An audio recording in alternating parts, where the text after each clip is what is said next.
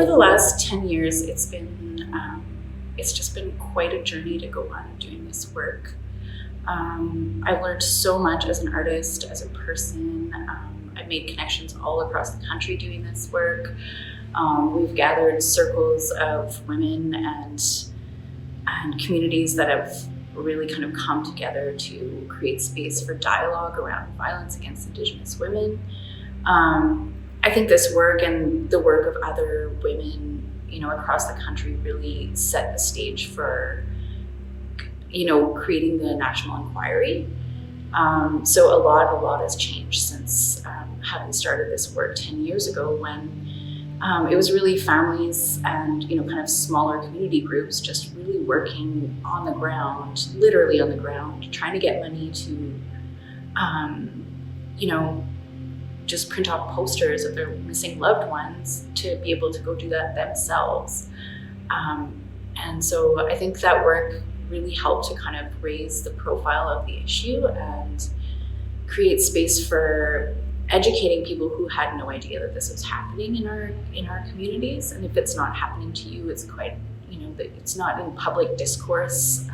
These issues are not generally in public discourse, but I think over the last 10 years, they really have become part of the public discourse. And I think that's really the first step towards healing, is being able to tell the truth.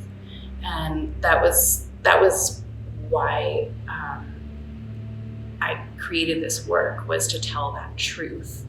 But over the years also, the work itself hasn't changed that much. It's still an empty red dress, but I think about it in a very, very different way than I used to, because of everything that has sort of transformed over those 10 years.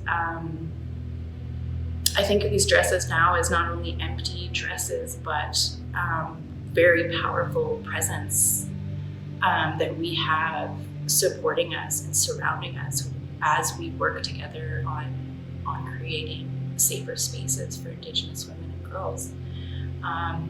I think, through the course of doing this work, I realized it was too easy for people to conceptualize Indigenous women and girls as victims. And it started to feel like a disservice to the community to allow that to be the only perspective that we understood the work from. So I just really, I thought I had to quit doing the work because of that, because I felt like maybe it was doing more damage than good. But I think it's necessary to talk about the violence we experience, but it also, the way I kind of dealt with that was to pivot the way I understand the work and to have both, the truth about the violence that's going on, but also the strength and the resilience and the power and the immense power. And I witnessed that doing this work. Everywhere I took these dresses, there were extremely powerful groups of women there to welcome me and welcome these dresses and create change in their communities. And they are doing unbelievable things all the time. So I think that's something that really needs to be part of the story of these dresses as well. And I think when I started out, I didn't understand that yet. And I think it's a really important part to kind of sort of add to the narrative, because it really shows how we as Indigenous women are constantly working together in our circles to kind of overcome the violence we experience. I think the work and the dresses can be a place, they're just like so many things, they can be what you need almost. I think if you're coming at the dresses, or you come to them with having experienced a loss in your family, you have a place to just feel those feelings and to be able to make a connection. And also to feel like it's a safe space where others that are around witnessing that work will support you if you need it in going through that. So, but then on the other side, it's also, if you are not experiencing, violence in your family, or you don't have any connection to this at all, you can come at it and still feel really connected to the work and it will teach you something. Instead of being a place to mourn, it will be a teacher for you. And so the dresses have the capacity to be so many of these different things that we need.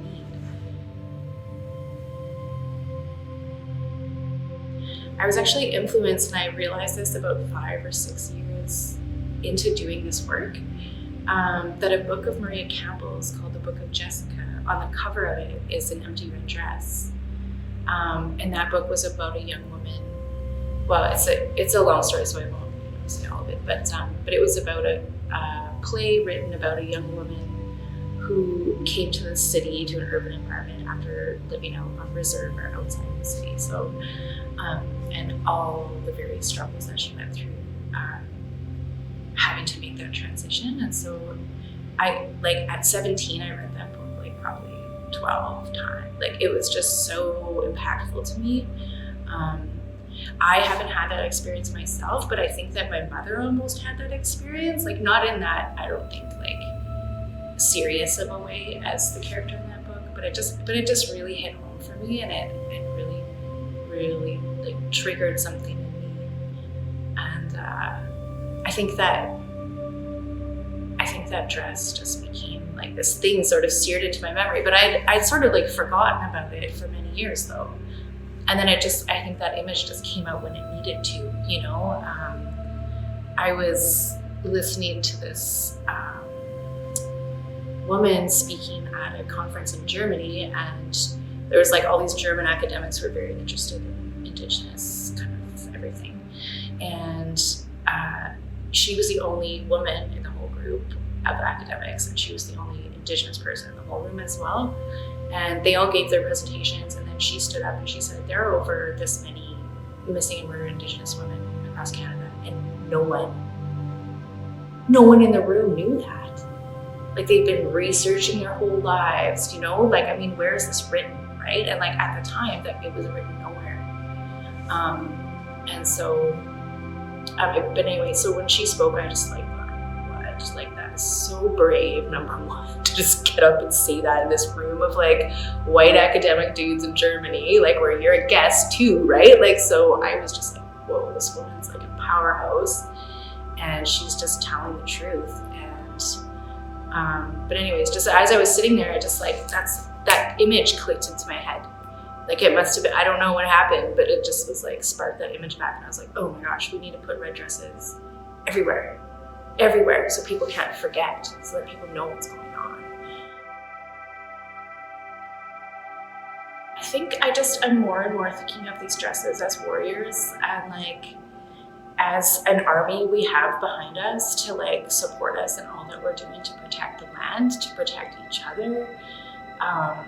I even drew this 2 or 3 years ago. I was drawing these dresses standing up against this army of red dresses, standing up against everything that's happening in our world that's unjust, and really protecting the land and things like that. And I kind of think of just these red dress women warriors really standing up and taking space again, both spiritually and physically, us ourselves embodied, and taking up that space again, and taking our place back as the matriarchs of our communities and societies, and really turning this whole patriarchal structure upside down, because it's it's on its way out, and a new thing is needed right now. It's very necessary, and I think the ethic of care and connection and community that women can bring to the table is exactly what we need right now to kind of pull back together a flailing society. And I think those dresses can be the forerunners of that, And I've seen it happen already too, and it's the red dresses were at the blockade at Wet'suwet'en, and the grandmothers brought those dresses there, and they were holding space for that, to claim that sacred land and protect that sacred land. And I've seen photos of dresses like put across highways or road, road blockades to like not have, different like resource extraction projects coming onto sacred territories. So like they really are holding space, like an army will hold space, like with us, So yeah, a lot has changed, yeah.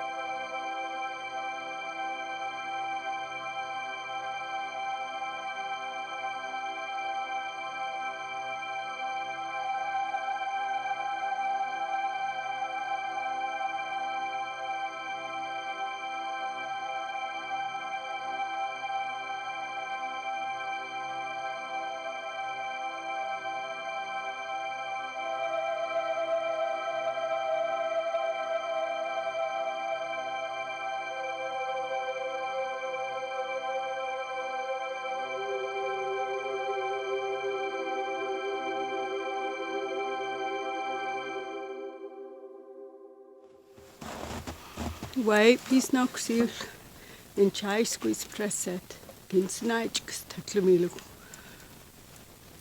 Kintel inchalimu, kuhikavas kuhulaw. Wai yayatis mami, ulhi huklha, nalhi pepaptuina, nalhi hihutam, nalhi oachktilat. Nalhi stakmich. Utliayatis mami. White.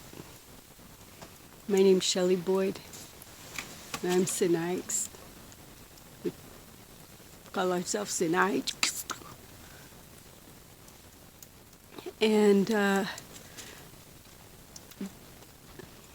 this is harder for me to find words for in an introduction that speaks to what has happened with our missing and murdered Indigenous women and how that is, it's not an idea out there. It's a reality that we live with. I love the fact that this exhibition is those untold stories. And my mind goes to my late husband's great aunt, who was found half naked near Castlegar in March of 1911. And although her brother found tracks of a man that went with her tracks, they said that there was no sign on her body of murder, even though she was half dressed. So whether you called her Marie or Mary or Malik, she was a woman that was found half naked in a snowbank. And investigators didn't think that it was important enough, or maybe that's why they didn't investigate. I don't know. We found out recently that her name was also one of the witnesses for another murder case. So this isn't new to us. And I could talk about a lot of women that I know of personally who were missing or have been murdered. I can talk about young people I have known specifically who were murdered. I know of a young woman now that hasn't been seen since November. She's from the reservation not very far from ours. This is common. And it's a problem we all have, because it's a loss of life, it's a loss of love, it's a loss of potential, it's a loss of truth. And so I honor and I raise my hands to everyone who is participating in this event. I raise my hands to Leslie Garlow, who's been doing a lot of work on this particular event. I'm going to sing a song, and maybe that will be better.